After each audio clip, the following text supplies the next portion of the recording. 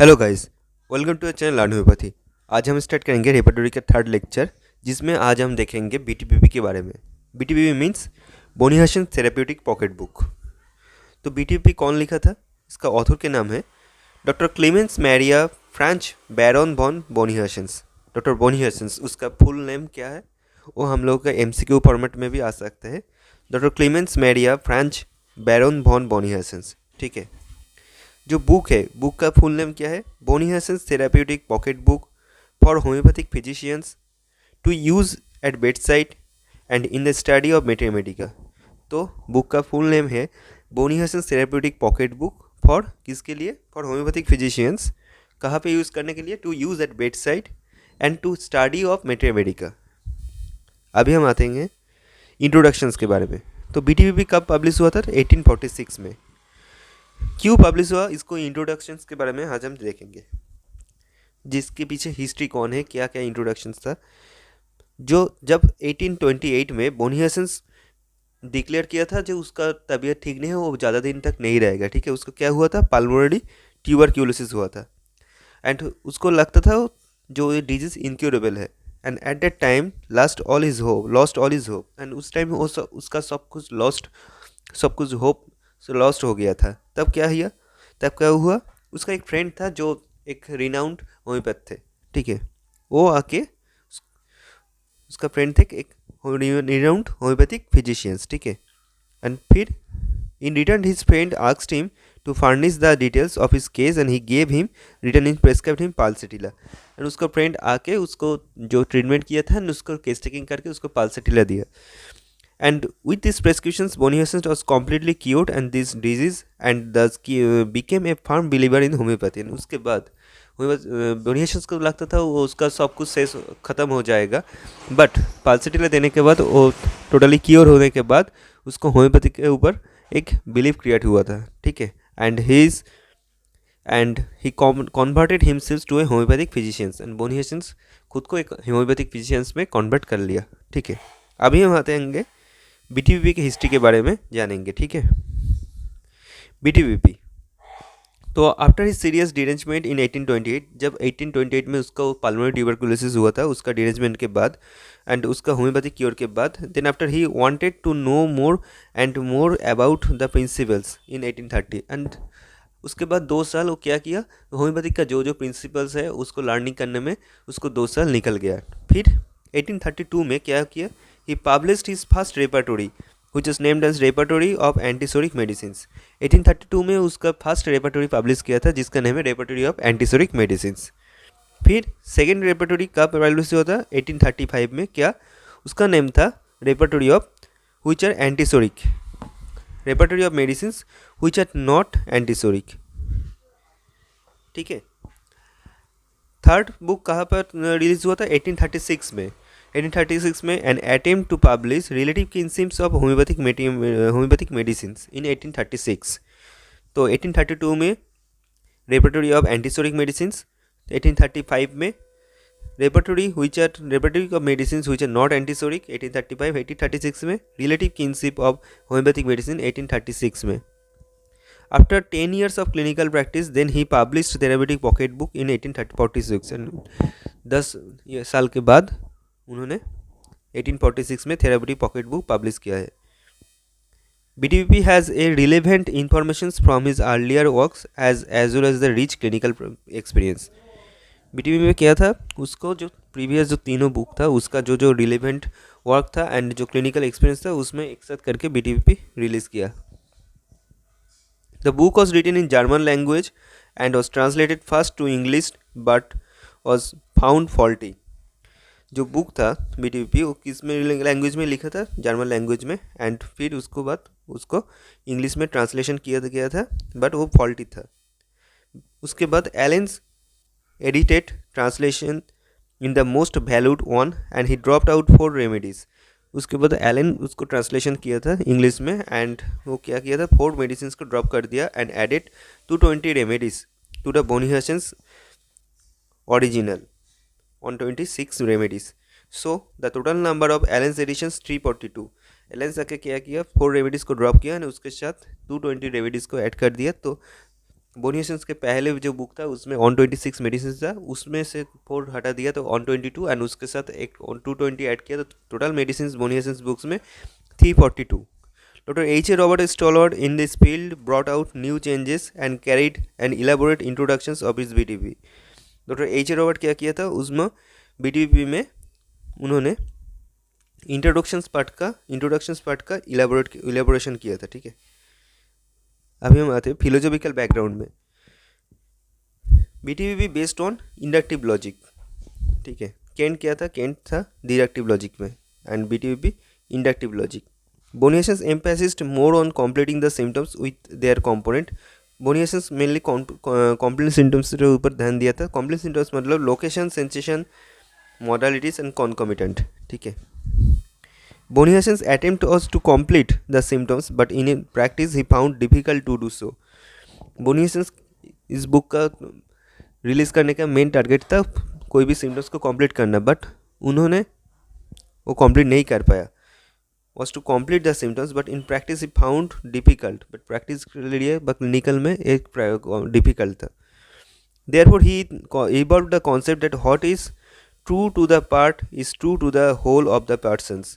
तो जो एक पर्सन्स का एक पार्ट के लिए ट्रू है वो पर्सन्स का होल बॉडी के लिए भी ट्रू है. ठीक है, बोनियसेंस के लिखा था what is true to the part is true to the whole of the persons.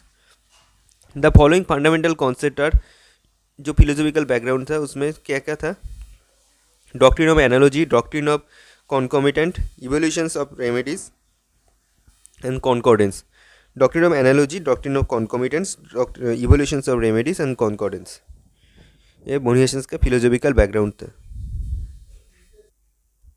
First हम आते हैं डॉक्ट्रिन ऑफ एनालॉजी.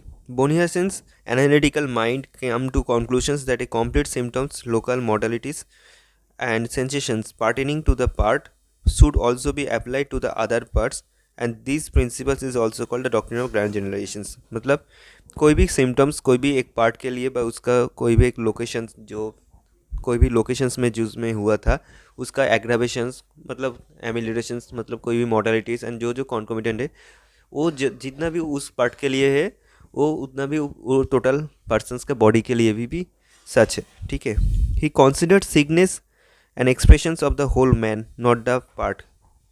मतलब उस बोला था कि कोई सिकनेस कोई भी पार्ट के लिए सिकनेस ये तो नहीं हो सकता है, पूरा टोटल होल बॉडी उस पर्सन का सिकनेस हो सकता है. Thus the all modalities which are noticed in one part but missing in any other part should be taken as expression of the whole persons. मतलब कोई भी मॉडलिटीज़ कोई भी हेड में हॉट एप्लीकेशंस में आराम लग रहा है, कोल्ड एप्लीकेशंस में एग्रावेट हो रहा है, तो वो जब हेड के लिए भी सच है तो वो पूरा होल पर्सन्स के लिए भी सच होना चाहिए. ठीक है, उस पर्सन्स को भी हॉट एप्लीकेशंस में एवेल्यूएटेड होगा एंड कोल्ड में एग्रावेशंस होगा ऐसे. फिर हम आते हैं next doctrine of concomitant. Concomitant symptoms मतलब जो जो सिम्टम्स मेन सिम्टम्स के साथ आए थे बट उसका कोई भी रिलेशंस पैथोलॉजिकल रिलेशंस तो नहीं है. ठीक है, तो ही emphasized that the cases which such group of symptoms exist and they are missed totally because of the inadequate observations. जो symptoms main group of symptoms के साथ तो आए थे बट वो टोटली मिस हो गया. ठीक है, क्योंकि inadequate observations के वजह से. Such group of symptoms even appear to be unrelated to the main complaint, but they are quite crucial in individualizing the case as well as the remedy. तो ये जो सिम्टम्स है appear to be unrelated to the main complaint but they are quite crucial in individual. जो symptoms जो concomitant symptoms main symptoms से आए थे but ये भी क्रूशियल सिम्टम्स हैं एंड इंडिविजुअलाइजेशन के लिए बहुत ज़्यादा इंपॉर्टेंट सिम्टम्स हैं. Hahnemann had also stated the importance of the PQRS which Boniasen described as the concomitant symptoms. Hahnemann जो PQRS symptoms describe किया था वो Boniasen उसको concomitant symptoms बोला था. Concomitant symptoms is to totality what the condition of the aggravation of is to single symptoms. Evaluation of remedies. अभी हम आते हैं evaluation of remedies के बारे में. Boniasen was the first to grade the remedies. Boniasen first time क्योंकि Boniasen's repertory बहुत पुराना repertory है, वो केंट के पहले भी आ चुका है, तो बोनियसन फर्स्ट ग्रेडेशंस कर स्टार्ट किया था रेमेडीज़ का. Many drugs produced the same types of symptoms but he noticed A difference in frequency and intensity of the appearance of the symptoms. तो एक एक सेम सिम्टम्स बहुत ज़्यादा ड्रग रिलीज सिम्टम्स देखा सकता है, बट उसका अपीयरेंस एंड इंटेंसिटी के ऊपर बेस करके उसका ग्रेडेशंस करना ज़रूरी है। तो फर्स्ट बोनी हेसेंस बुक में जो फर्स्ट ग्रेड है वो कैपिटल, उसका रैंक 5। जो बोल्ड है उसका रैंक 4 एंड सेकेंड ग्रेड। जो इटैलिक से rank 3rd grade and rank 3।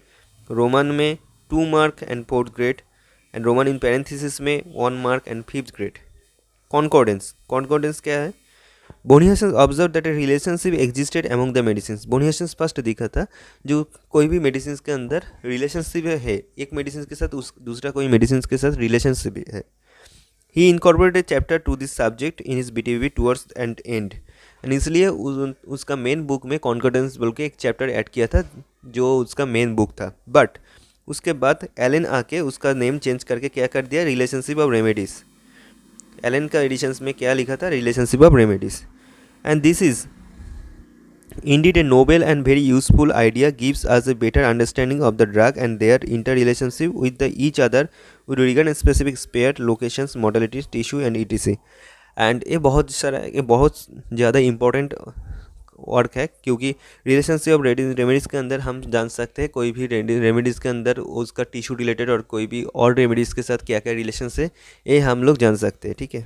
Doctor Robert right some remedies are in harmony with others, some natural and some inimical and some are complementary। तो Robert क्या लिखा था, जो some remedies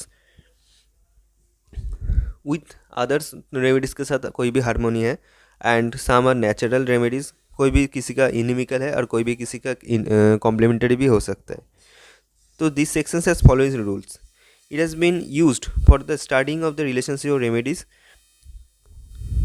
eight various levels. तो इसको क्या किस केस में यूज़ किया था, रिलेशनशिप ऑफ रेमेडीज़ के बारे में जानने के लिए इस सेक्शंस को यूज़ किया था।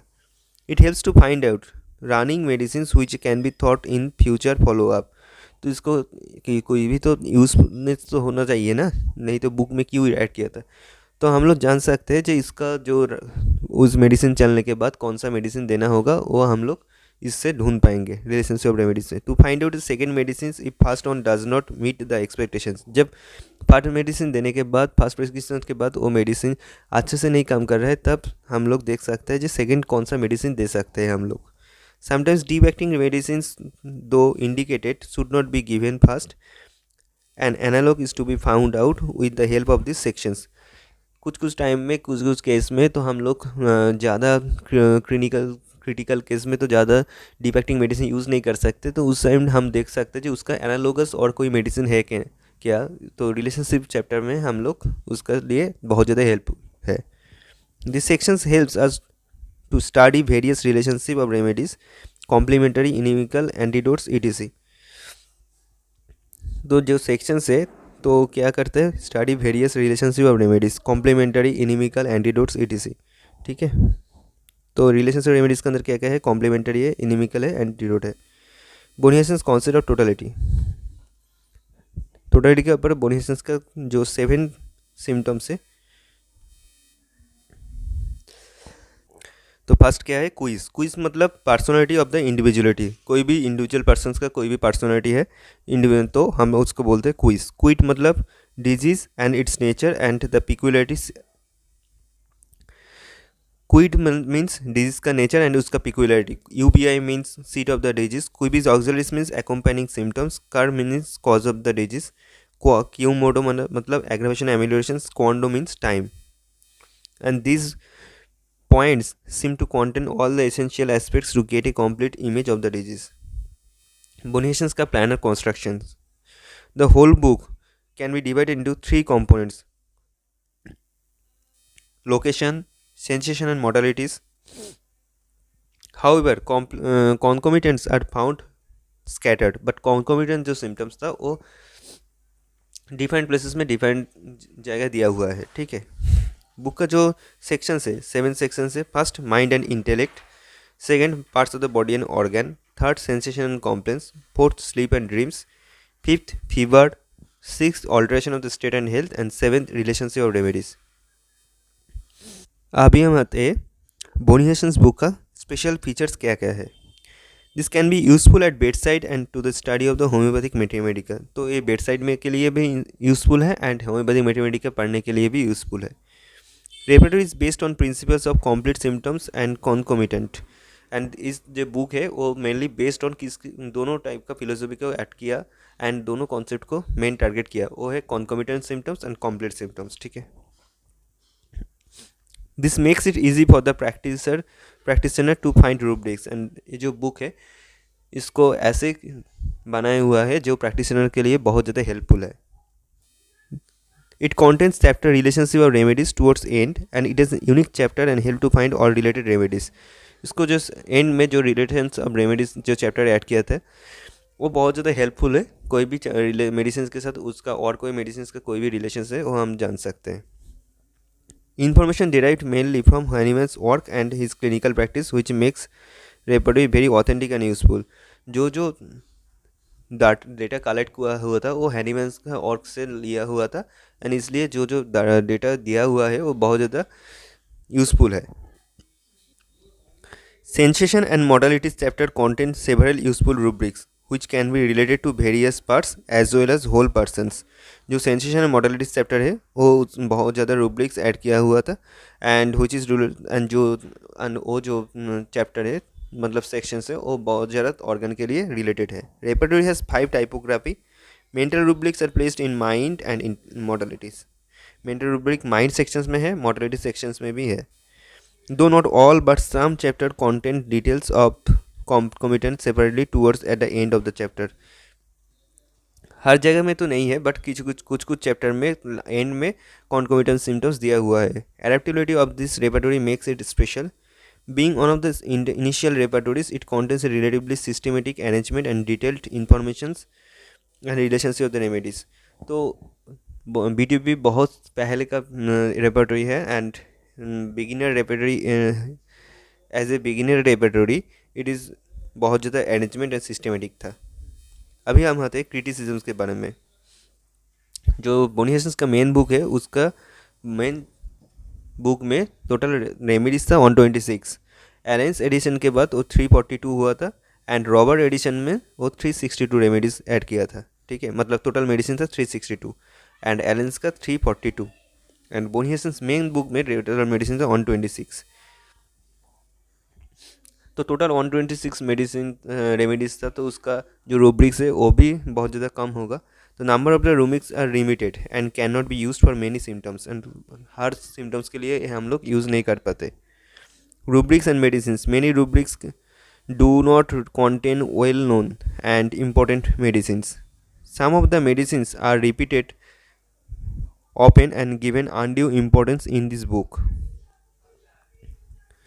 तो माइंड सेक्शंस में टोटल 18 रूब्रिक्स है एंड इंटेलेक्ट सेक्शंस में 17 रूब्रिक्स है जो बहुत ज़्यादा कम है हुआ है। Concomitants of the mental symptoms are not very useful. जो मेंटल सिम्टम्स का जो कॉन्कोमिटेंट सिम्टम्स है वो बहुत ज़्यादा यूजफुल नहीं था। As concomitants are the given much importance then 2 separate chapter is not mentioned in this repertory. जब कॉन्कोमिटेंस चैप्टर सिम्टम्स को इतना ज़्यादा वैल्यू दिया हुआ है तो उसके लिए अलग एक चैप्टर होना चाहिए था जो इस बुक में नहीं है। There are mass defect in construction complex of this book. मतलब जो इंटरनल हेड है वो 26 पेज में एंड हो चुका है बट फिर 29 पेज में ऐड हुआ। The book is based on the philosophy of the complete symptoms but this book it's does not follow the strictly this principle. तो ये जो बुक है वो मेनली कॉम्प्लीट सिम्टम्स के ऊपर बेस करके बना हुआ है बट वो जो बुक वो खुद का प्रिंसिपल को फॉलो नहीं किया। Indexing of the medicine has not been attempted as a result and its certain medicine is not found under rubrics, then one is not sure either it is omitted or not given। जो rubric जहाँ पर होना चाहिए वो वह नहीं है तो इसलिए कोई भी स्टूडेंट और कोई भी प्रैक्टिशनर समझ नहीं पाएगा जो रूब्रिक दिया हुआ है और कोई टोटली ओमिट कर चुका है। No fix order of arrangement of the rubrics, कोई भी अरेंजमेंट ऑफ द रूब्रिक्स का कोई भी फिक्स ऑर्डर नहीं था। Relation chapter is well arranged and explained but 141 medicine. Total जो रिलेशनशिप चैप्टर है उसमें 141 मेडिसिन है। Rubrics are misplaced in the books. कोई भी कुछ चैप्टर में रूब्रिक्स को मिसप्लेस किया चुका है जब मतलब भार्टिगो इंटेलेक्ट में है, पेरिटलेंट ईयर में है। Similar rubrics under different headings are found in the book and makes confusion for the beginners. जो सिमिलर रूब्रिक्स है वो डिफरेंट हेडिंग्स के अंदर दिया हुआ है जो बिगिनर के लिए कन्फ्यूजन हो सकता है। Different sensation are given specifically but in practice में patient do not specify their sensations. This book information about sarcodes and this book lack of information. Sarcodes and nosodes के बारे में कोई भी इंफॉर्मेशन नहीं दिया है। एरिथमेटिक क्या है? Cases with complete symptoms, prominent concomitant symptoms, prominent location sensations and generals are lacking. Generals are lacking. ये वो hereditary. Please like and subscribe our channel and keep supporting us. आपको एक फुल PDF चाहिए और कोई भी रेपटोरी का जो एग्ज़ाम ओरिएंटेड जो नोट्स है उसके लिए हमारा टेलीग्राम चैनल को फॉलो कीजिए। टेलीग्राम चैनल का लिंक एंड जो इंस्टाग्राम का लिंक हम लोगों का डिस्क्रिप्शन में दिया हुआ है। एंड आप लोग हम लोगों का पर चैप्टर वाइज हम लोग पेड नोट्स भी बाई कर सकते हैं। उसके लिए हम लोगों का जो टेलीग्राम चैनल है उसमें जुड़ा रहिए। ठीक है, thank you. Please like and subscribe our channel.